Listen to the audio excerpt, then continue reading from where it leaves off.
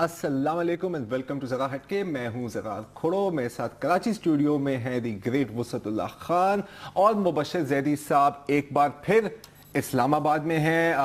पता नहीं बंदा एक जगह क्यों नहीं टिक सकता, ये भी सवाल हम करेंगे मुबश्शिर से इस प्रोग्राम में। लेकिन उससे पहले मैं आपको एक अंदर की बात बताना चाह रहा हूँ, और वो ये है कि जी हम जो सहाफ़ी हजरात हैं ना, हम हमेशा आपको ये तसव्वुर देना चाहते हैं कि यार हम बहुत बड़े चीते हैं जी, और हम किसी से डरते वरते नहीं हैं। आप वजीर क्या, हम वजीर आजम का भी लिहाज नहीं करते, हम बिल्कुल ऑन एयर एक्सपोज कर देंगे।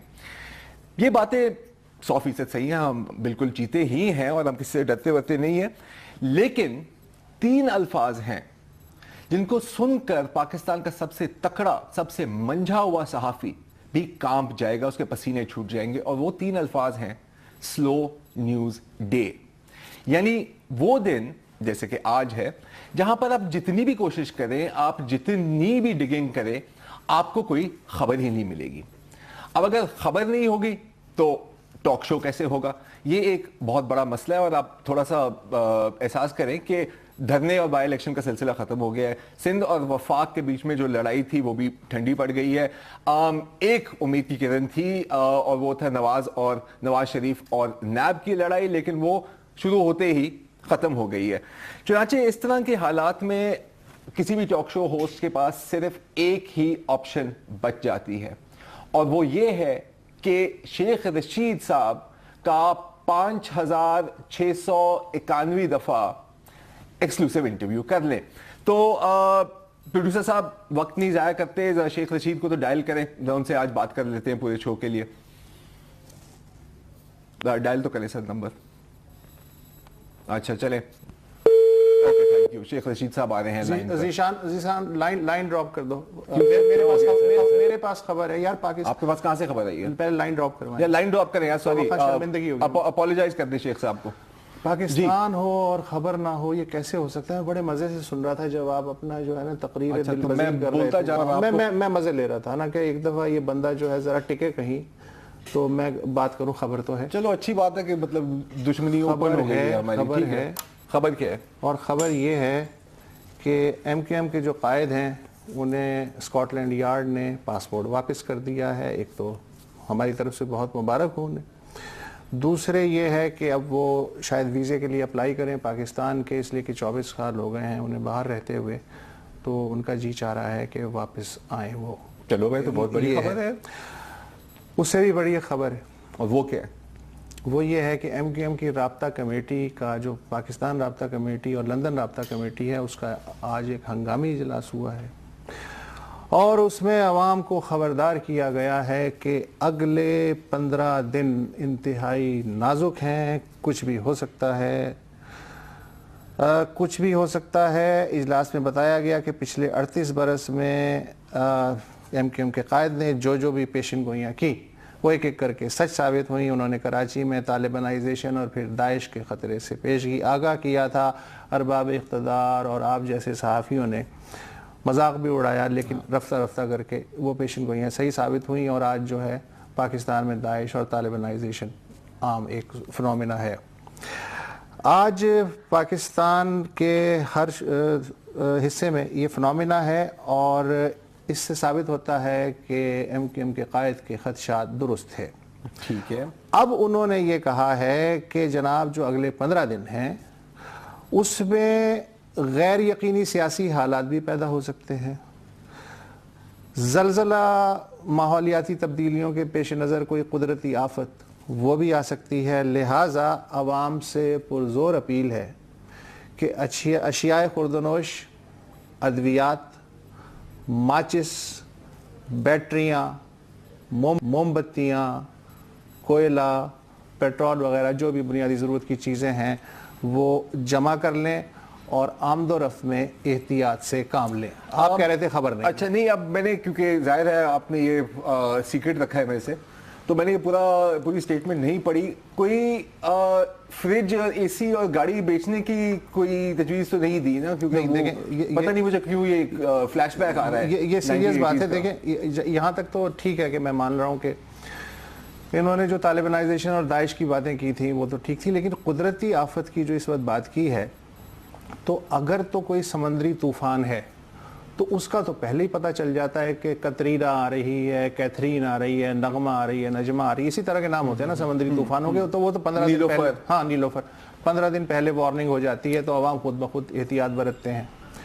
زلزلے کے بارے میں نے سنا ہے کہ آج تک سرتوڑ کوششوں کے باوجود دنیا کا کوئی جیولوجسٹ جو ہے وہ ایگزیکٹ پیشن گوئی نہیں کر سکتا کہ زلزلہ کب آ سکتا ہے اور کس علاقے میں آ سکتا ہے. تو اب مجھے نہیں علم کہ سیاسی حالات تو چلے ٹھیک ہے کہ غیر یقینی ہو سکتے ہیں، لیکن قدرتی آفت جو ہے ایسی کون سی ہے کہ جس کا اتنی جلدی 15 دن پہلے پتہ چل جائے؟ سر اگر ایسا ہے، اگر زلزلے کی بات ہو رہی ہے تو اگر مجھے اجازت دیں تو میں بتاؤں. بتائیں. بالکل، آپ لوگوں نے خاصی لمبی تقریر فرما لی، لیکن دیکھیں میں ہوں رپورٹر، مجھے پتہ لگ گیا جیسے ہی یہ سٹیٹمنٹ آئی ہے میں ٹکٹ کٹا کے سیدھا اسلام آباد آ گیا اور میں نے یہ کہا کہ جناب یہ 15 دن جو ہے نا بڑے خیر یقینی صورتحال ہے. تو آپ کہہ رہے تھے نا کہ آپ پوچھیں گے، تو یہ وجہ تھی کہ میں اسلام آباد بیٹھا ہوا ہوں تاکہ پھنسے تو آپ دونوں وہاں پھنسے. اور دوسرا یہ رابطہ کمیٹی کی پریس ریلیز جو ہے نا، یہ مجھے لگ رہا ہے وہی جو خبر آئی تھی نا کہ ملا فضل اللہ ایک دفعہ پھر مر گیا ہے، تو وہ خبر جو تھی 1 سال پرانی نکلی تھی. تو مجھے یاد ہے یہی سیم سٹیٹمنٹ دھرنے والے دنوں میں اسی طرح کی آئی تھی اور جو ہے یہی کہا گیا تھا کہ جناب راشن اکٹھا کر لیں اور اپنے گھروں میں بیٹھ جائیں اور بالکل جو ہے نا ادھر ادھر. دوسرا اس میں اضافی کیونکہ ادویات کی بات ہے تو اس کا مسئلہ یہ ہے کیونکہ ادویات مہنگی ہو گئی ہیں 50 سے 100% اور کچھ ابھی پروسیس میں مہنگی ہونے کی. تو میرے خیال میں یہ 2 چیزیں ہیں، ایک تو پرانی پریس ریلیز کو پالش کر کے نیا بنا کے پیش کیا جا رہا ہے، دوسرا ساتھ ہی ادویات کے بارے میں بھی یہ ہے کہ مہنگی ہونے سے پہلے آپ رکھ لیں. نہیں لیکن مبشر بات یہ کہ یہ ہو سکتا ہے ایسا ہی ہو، ہمیں اس سے بحث نہیں کہ پرانی پریس ریلیز ہے یا نئی ہے، ہمیں تو یہ ہے کہ آج یہ جاری ہوئی ہے اور ڈان کی ویب سائٹ پہ بھی ظاہر ہے کہ خبر کی صورت میں موجود ہے. تو یہ جو قدرتی آفت والا جو مسئلہ ہے یہ مجھے جو ہے زیادہ پریشان کر رہا ہے کہ یہ کیسے پتہ چلتا ہے پیشگی کہ کوئی آ سکتی ہے. سر آپ انڈر ایسٹیمیٹ کر رہے ہیں، میں ابھی آپ کے پوائنٹ پہ بھی آتا ہوں، لیکن سب سے پہلے مبشر دیکھیں یہ پورے پاکستان کے لیے اپیل ہے. سر آپ اسلام آباد میں جا کر محفوظ نہیں ہے، قدرتی آفت وہاں پر بھی آ سکتی ہے. جہاں تک یار اب وسعت اگر آپ نے پہلے یہ مجھے سٹوری بتا دی ہوتی نا تو بطور جرنلسٹ میں آپ کو بتاتا کہ اس میں سب سے اہم لائن کیا ہے. بتائیں. اہم لائن یہ ہے سر کہ پہلی دفعہ دنیا میں ارتھکوئک پریڈکشن ٹیکنالوجی ڈیولپ ہو گئی ہے. مین خبر یہ ہے، ہم یہ مالوا والا کے بارے میں بات کر رہے ہوتے ہیں سر، جو ہمارے میٹافزیکل بھی ہو سکتا ہے، بیٹھے ہوئے ہیں لوگ. میٹافزیکل نہیں، میٹافزیکل یہ بھی تو اندازہ ہو سکتا ہے، مطلب علم غیب ہے یہ کوئی علم غیب نہیں ہوتا. اچھا، میٹافزیکل ایک پوری ایک سائنس ہوتی ہے. اچھا پروگرام ختم ہو جائے تو پھر میں آپ کو بتاؤں گا کہ کیا ہوتا ہے یہ. اچھا اور یہ جو ہے آپ ہر سال میں جی بولیں مبشر. جی سر بھول گئے. میں یہ کہہ رہا ہوں کہ یہ اکیلا میں وہاں سے بھاگ کے نہیں آیا، میرے ساتھ جو جہاز میں کم از کم 3-4 MKM کے MNAs میں نے خود دیکھے ہیں، وہ بھی آ رہے تھے ساتھ ہی. تو یار مبشر یار بات سنو یہ بہت ہی یعنی تم چیپ قسم کی باتیں کر رہے ہو، بہت ہی بوریت ہو رہی ہے. بس دیکھیں بوریت تک رہے تو صحیح ہے، بوری تک بات نہیں پہنچنی چاہیے یار، تھوڑا میں بھی. تو بہرحال آپ لوگ ظاہر ہے کہ اس چیز کو گریب نہیں کر پا رہے ہیں. مجھے معذرت کے ساتھ کہنا پڑ رہا ہے کہ میٹافزیکل کوئی ایک چیز ہوتی ہے اور دوسری بات یہ ہے کہ جینیٹکس پہ بھی میں نے کچھ لیکچر سنے ہیں. اور کن کے MKM کے سربراہ؟ جی وہ ایک زمانے میں لنڈن میں جو ہے وہ اسٹڈی سرکل ہوتا تھا تو اس میں جینیٹکس کے بھی تھے. اس کی وہ لیکچرز اب ہو سکتا ہے انٹرنیٹ پہ ہوئی ہو، آئی ڈونٹ نو. کوشش کروں گا کہ آپ کے لیے میں وہ تلاش کر پاؤں. تو اگر 15 دن میں یہ ہو جاتا ہے، اچھا اگر یہ 15 دن میں ہو جاتا ہے کچھ نہ کچھ اس طرح کا، تو پھر تو بھائی آپ کو بھی لوہا ماننا پڑے گا. نہیں بالکل. اور پھر اس کے بعد کوئی یہ نہ بولے کہ جی ایڈوانس وارننگ نہیں دی آپ نے، کیونکہ یہ ہے 15 دن ہے، 15 دن میں کچھ بھی ہو سکتا ہے. جی اس کے بارے میں ذرا سوچئے، ہم بھی سوچتے ہیں اور ایک چھوٹی سی بریک ہی لے لیتے ہیں، بریک کے بعد گفتگو جائے گا. زرار ایک چھوٹی سی بات. تم نے بریک کو بریک کر دیا. میں یہ کہہ رہا ہوں کہ لوہا جو ہے وہ تو ہم مان رہے ہیں گزشتہ 20 سال سے کسی نہ کسی فارم میں جو چل رہا ہے، تو لہٰذا دوبارہ لوہا ماننے کی بات مت کیجیے گا۔ مبشر تمہیں اسلام آباد میں ہی رہنا ہے یا واپس آنا ہے؟ میں خیال ہے کہ بریک کے بعد آ جاتا ہوں، بریک کے بعد آ جاتے ہیں سر، بریک لے لیں۔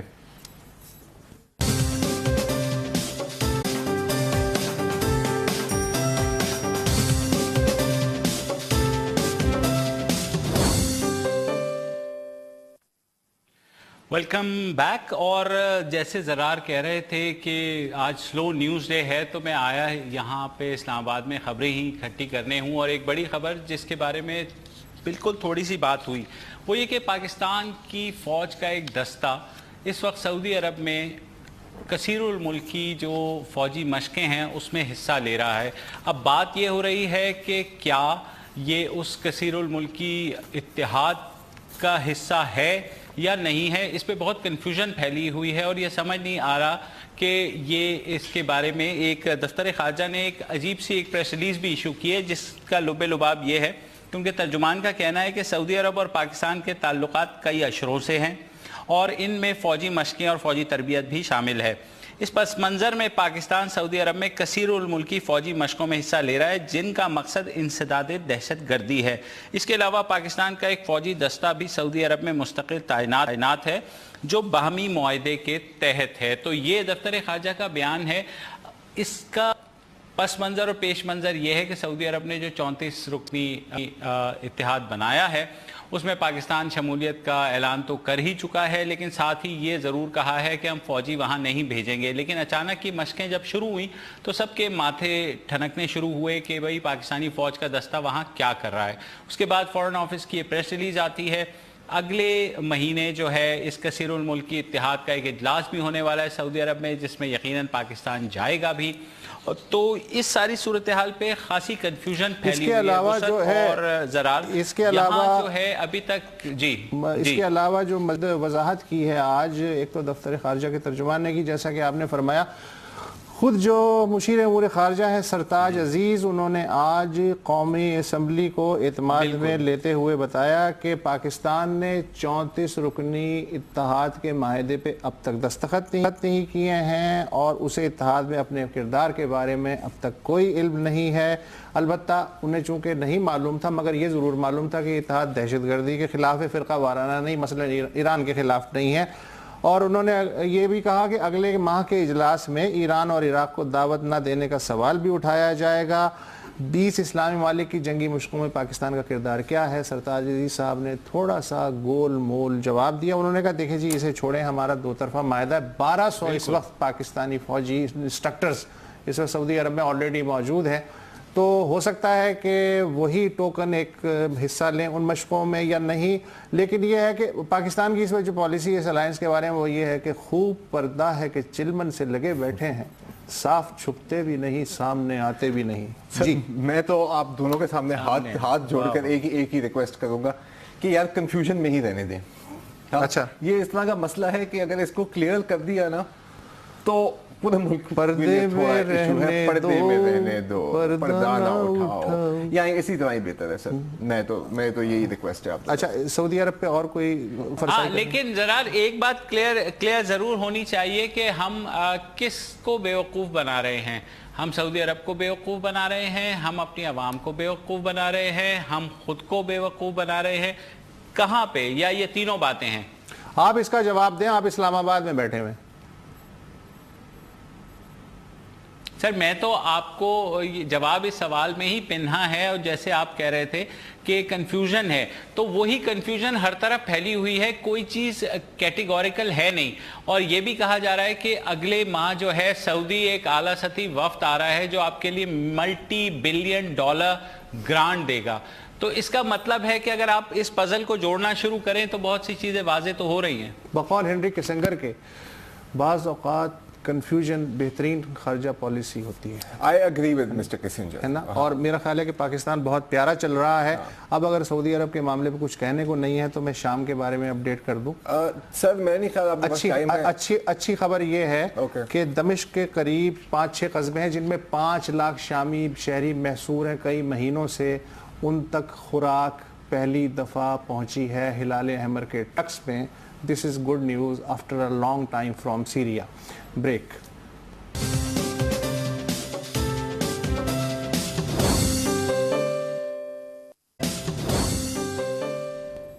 Welcome back to Zara Hat کے. اچھا, بچپن میں جب بھی پاکستان اور بھارت کے تعلقات پر کوئی بھی ڈسکشن ہو رہی ہوتی تو ایک جملہ ہمیشہ سننے میں آتا تھا, وہ تھا کہ جو کچھ بھی ہو جائے پاکستان بھارت سے کم از کم 10 سال آگے ہے. سن کے بڑی تسلی ہوتی تھی. لیکن آج میں یہ اعلان کرنا چاہتا ہوں کہ آخرکار اس چیز کا, اس بات کا ثبوت مل گیا ہے. میں آپ کے ساتھ شیئر کرتا ہوں. وکلا گردی پاکستان میں تو کافی سالوں سے وکلا گردی کی ٹرینڈ چل رہی ہے. کبھی وکیلوں اور پولیس کی لڑائی ہو رہی ہوتی ہے, کبھی وکیلوں اور میڈیا والوں کی لڑائی ہو رہی ہوتی ہے, کبھی دو وکلا گروپس کے بیچ میں لڑائی ہو رہی ہوتی ہے. یہ ہمارے لیے کوئی نئی بات نہیں ہے, بالکل ایک معمولی سی بات ہو گئی ہمارے لیے. اور اب برسوں بعد 2016 میں آخرکار یہ ٹرینڈ انڈیا میں بھی پہنچ گئی ہے. وسعت صاحب ذرا ہاں, وہ آپ شاید اشارہ کر رہے ہیں جواہر لال نہرو یونیورسٹی نئی دلی یونین کے صدر جناب کنہیا کمار صاحب اور ان کے ساتھیوں جن پہ غداری کا مقدمہ قائم کیا گیا ہے افضل گرو کے لیے مظاہرہ کرنے پہ, ان کو ظاہر ہے کہ 2 دن پہلے جب عدالت میں پیش کیا گیا تو بی جے پی کے جو حامی وکلا تھے انہوں نے ان ملزموں کی کٹ لگانے کی کوشش کی اور وہاں خاصی دھیگا مشتی ہوئی. تو ابھی معاملہ جو ہے میڈیا پر بھی کافی لاٹھیاں واٹیاں چلی, جرنلسٹوں نے الگ نکالا. تو یہ دیکھ کے خوشی ہوئی نا, خوشی ہوئی کہ جو ہیں ہم اکیلے نہیں ہیں اور یہ آہستہ آہستہ جو ٹرینڈ ہے یہ پھیل رہا ہے. اچھا, مجھے پرانے زمانے کے جو تھے کچھ نام میں اگر لینا چاہوں تو مجھے حیرت ہے کہ انہوں نے دلیل کے ذریعے کیسے اپنی وکالت کا زمانہ گزارا اور بڑے بڑے کام بھی کیے. وہ جیل بھی جاتے تھے, مارے بھی کھاتے تھے, بحثیں بھی کرتے تھے اور دلائل کے زور پہ جیتتے تھے جنگوں کو. جیسے قائد اعظم محمد علی جناح مشہور لائر, اور انہوں نے کہا جاتا ہے کہ پاکستان انہوں نے قانونی جنگ لڑ کے حاصل کیا. علامہ اقبال وکالت بہت زیادہ نہیں کی لیکن پولیٹیکلی جو ہے ایکٹیو رہے اور نظریہ ساز آدمی تھے, ان کا قانون کے شعبے سے تعلق تھا.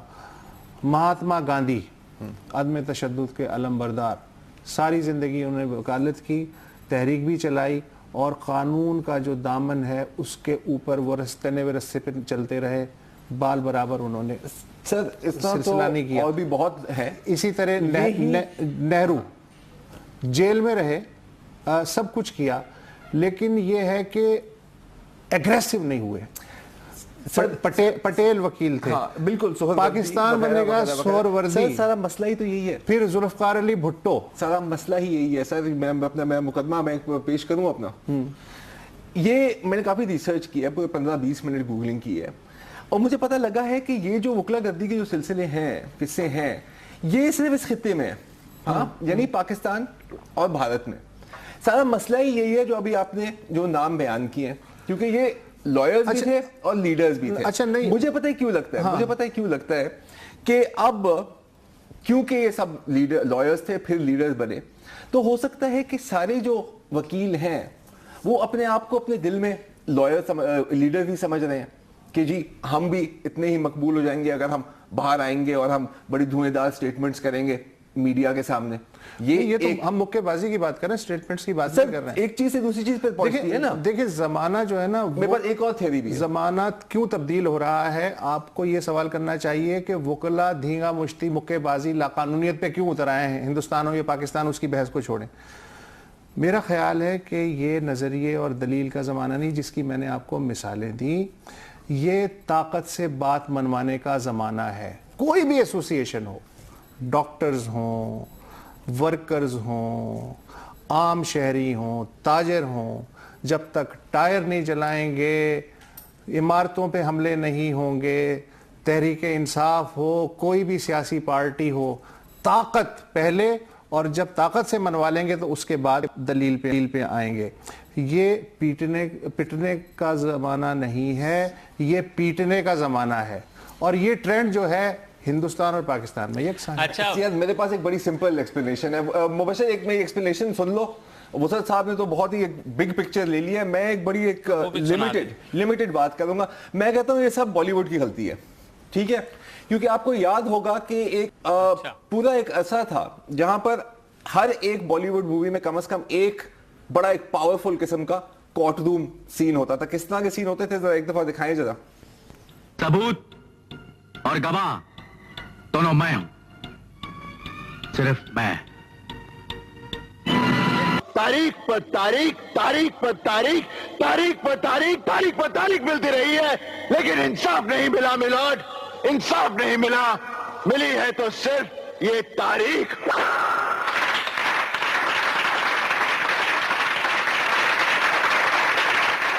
جی ہاں, اب دیکھیں چاہے وہ پاکستان کا وکیل ہو یا وہ بھارت کا وکیل ہو, پلے تو انہی موویز پر ہے نا جی.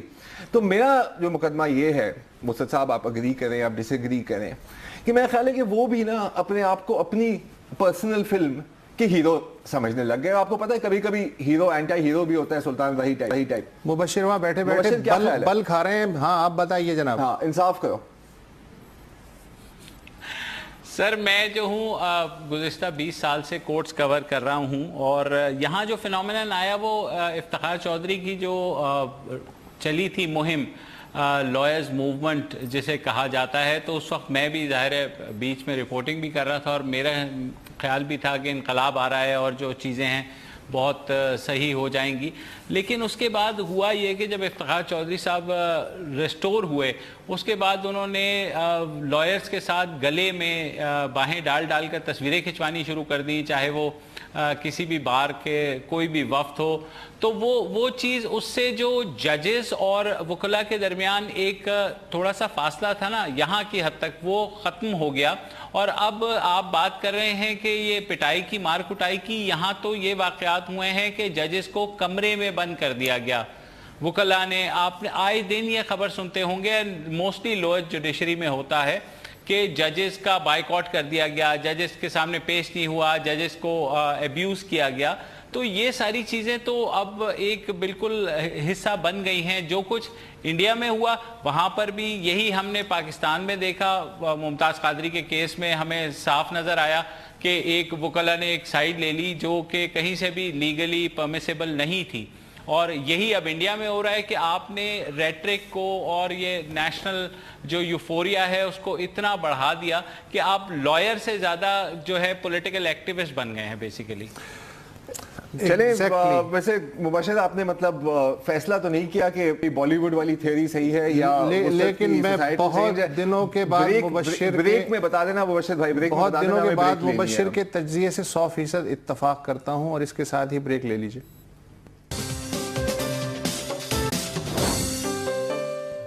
Welcome back.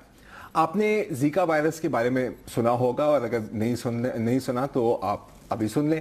یہ ایک مچھروں سے پھیلنے والی بیماری ہے جو اب دنیا میں بہت تیزی سے پھیل رہی ہے.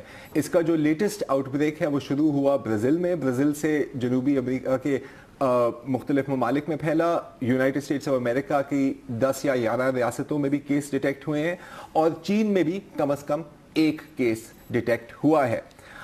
لیکن ہم پاکستان میں بیٹھ کر اس کے بارے میں کیوں باتیں کر رہے ہیں, وہ اس لیے کہ جس مچھر سے زیکا وائرس پھیلتا ہے اسی مچھر کو ہم یہاں ڈینگی مچھر کہتے ہیں. سائنٹیفک نام اس کا ہے ایڈیز ایجپٹیکس. تو مچھر موجود ہے. یہ خطرہ ہے کہ ایک دفعہ اگر ایک بھی زیکا کا پیشنٹ پاکستان میں آ گیا تو یہاں پر بھی ایک ایپیڈیمک ہو سکتی ہے زیکا وائرس کی. اچھا, زیکا وائرس کوئی نئی بیماری نہیں ہے. پہلی دفعہ 1947 میں یوگینڈا میں پائی گئی, لیکن کیونکہ اس سے کسی کی جان کو خطرہ نہیں ہے چنانچہ اس کے اوپر کوئی زیادہ ریسرچ بھی نہیں ہوئی. لیکن ابھی جو پچھلے سال سے برازیل میں جو اس کا آؤٹ بریک ہوا ہے اس میں ایک بہت خطرناک چیز سامنے آئی ہے. یہ جو چارٹ ہے یہ ہے کیسز آف مائکروسیفلی. مائکروسیفلی کیا ہے ہم آپ کو بھی بتاتے ہیں. آپ دیکھ رہے ہیں کہ 2014 تک یہ کیسز بالکل نہیں تھے. 2015 میں ایک دم 3000 کیسز ہیں. مائکروسیفلی ایک ایسی بیماری ہے جو ماں کے پیٹ میں جب بچہ ہوتا ہے اس کو انفیکٹ کرتی ہے, اور اس کے جو دماغ ہے بچے کا وہ ایک نارمل ریٹ پر گرو نہیں کر سکتا, چنانچہ بچے کا سر چھوٹا رہتا ہے. وسط صاحب شاہ دولے کے چوہے, ہاں لیکن انہیں تو آرٹیفیشلی بنایا جاتا نہیں, لیکن یہ ایک متھ بھی ہے, یہ ایک متھ بھی ہے, کیونکہ اپیرنٹلی ہوتا کیا ہے کہ وہ بھی مائکروسیفلی کے مریض ہیں.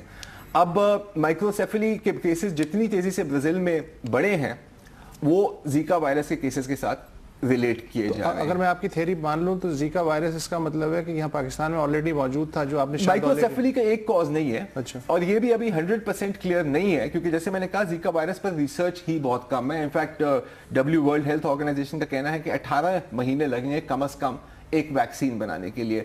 برازیل میں صرف یہی کہا جا رہا ہے کہ جی آپ بہتر ہے کہ آپ پریگننٹ نہ ہوں اور مچھروں کے ساتھ ہی لڑائی کریں, جالیاں لگا دیں, سو آن اینڈ سو فورتھ. یہ اب پرابلم ہے. اگین چائنا تک سپریڈ ہو گیا ہے.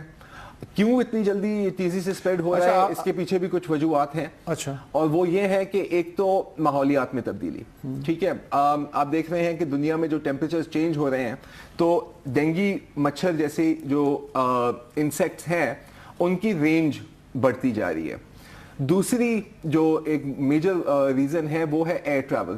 اب اگر ایک آپ چھوٹا سا ایک میپ دیکھیں, یہ آپ دیکھ رہے ہیں جو ہر ایک جو یلو ڈاٹ ہے یہ ایک 24 آور پیریڈ میں ایک پلین ہے. زیکا وائرس میں کیا ہوتا ہے کہ اگر آپ کو ایک انفیکٹڈ مسکیٹو نے کاٹ لیا تو 7 دن تک اگر کسی اور مچھر نے آپ کو کاٹا تو وہ مچھر ٹرانسمٹ کر دے گا ڈیزیز کو.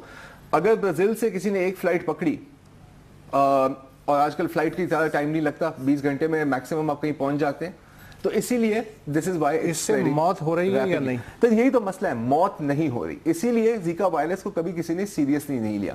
اس کے سمٹمز بالکل نارمل قسم کے سمٹمز ہوتے ہیں کہ آپ کو بخار ہوتا ہے, جوڑوں میں درد ہوتی ہے, تھوڑی سی ریش ہو جاتی ہے اور آپ کی آنکھیں لال ہو جاتی ہیں جیسے کنجنکٹیوائٹس میں ہوتی ہیں. تو اس کے جو سمٹمز بھی ہیں ضروری نہیں ہے کہ اس کو بھی کوئی ڈاکٹر زیکا وائرس کے ساتھ لنک کرے, کہیں گے آپ کو ویسے چلے موت نہیں ہوتی, کوئی ایسے ایفیکٹ جو لانگ لاسٹنگ ہو. سر مائکروسیفلی نا, مائکروسیفلی سے زیادہ بری بات کیا ہے, 200 کیسز سے 3000 کیسز میں گئے, اور اس سے بچے کی پھر پوری زندگی تباہ ہو جاتی ہے, کیونکہ ظاہر ہے اگر اس کا دماغ اتنے ایک سافٹ بال کے سائز پہ رہ جائے, کرکٹ بال کے سائز پہ, زندہ لاش ہو جاتا ہے, تو زندہ لاش ہو جاتا ہے, معذور ہو جاتا ہے. جی مبشر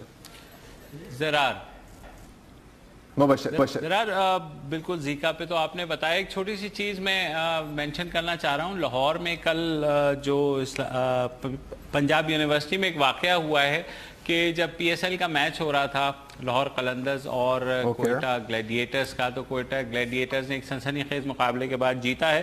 اس کے بعد وہاں کچھ طلباء تنظیموں میں تصادم ہوا ہے, اور کچھ بلوچ جو اسٹوڈنٹس فیڈریشن ہے ان کا یہ کہنا ہے کہ ان کو تشدد کا نشانہ بنایا گیا ہے. ظاہر ہے ڈپلوریبل ہے, کھیل کو کھیل کی حد تک رہنا چاہیے اور اس کو جو ہے زیادہ بات کو آگے نہیں بڑھانا چاہیے, لیکن ہم جذباتی لوگ ہیں تو اس چیز میں چلے جاتے ہیں. اچھا ویل میں تو سمجھ رہا تھا کہ ہو سکتا ہے کہ آپ کوئی ڈینگی کے کیس یا ایسی کوئی چیز لانے والے ہیں, لیکن میچ کے بعد زیکا وائرس. ہاں میچ کے بعد زیکا وائرس. اچھا چلیں, ویل ڈیفینیٹلی مبشر جذبات کو قابو میں رکھنا چاہیے, اور اچھی بات ہے کہ یہ چیز زیادہ سیریس نہیں ہو گئی. زیکا وائرس کے بارے میں ایک اور چیز بس بولنے والا ہوں, اور وہ یہ ہے کہ ٹاٹا موٹرز کا بڑا نقصان ہوا ہے زیکا وائرس کی وجہ سے, اور وہ اس لیے کیونکہ وہ ایک نئی گاڑی لانچ کر رہے تھے ZICA کے نام سے. اب یہ کیونکہ وائرس پوری دنیا میں پھیل گیا ہے تو اس پوری گاڑی کی جو $multi-million مارکیٹنگ کیمپین تھی اس کو ودرا کرنا پڑا اور گاڑی کو ری نیم کر کے لانا پڑے گا. اور زیکا وائرس کے بارے میں ایک اہم بات یہ کرنا چاہتا ہوں کہ ہمارے یہاں نہیں آ سکتا. ایڈز کے پیشنٹ جب تک 40,000 نہیں ہو گئے ہم نے نہیں مانا. داعش کے بارے میں جب تک لوور رینک کے آفیسرز نے نہیں کہا کہ آ چکی ہے ہم نے نہیں مانا. ڈینگی اس وقت تک نہیں آیا جب تک لاہور میں کیسز شروع نہیں ہو گئے. زیکا وائرس ابھی تک ہمارے یہاں نہیں آیا, اور اس کا سایہ بھی نہیں پڑنے دیں گے. اس کا سایہ بھی نہیں پڑنے دیں گے. میرا خیال ہے کہ اسی پوائنٹ پر لیکن سر زیکا کے فرینچائز موجود ہیں اس ملک میں, جیسے ملیریا ہے یا ڈینگی ہے, لیکن زیکا نہیں آیا ابھی تک. Nisar Ali Khan, thank you very much Mubashir, اور میں خیال اسی پوائنٹ پر ہم اس شو کو کلوز کرتے ہیں. اب آپ کو ملیں گے ہم کل اسی وقت اسی چینل پر. خدا حافظ.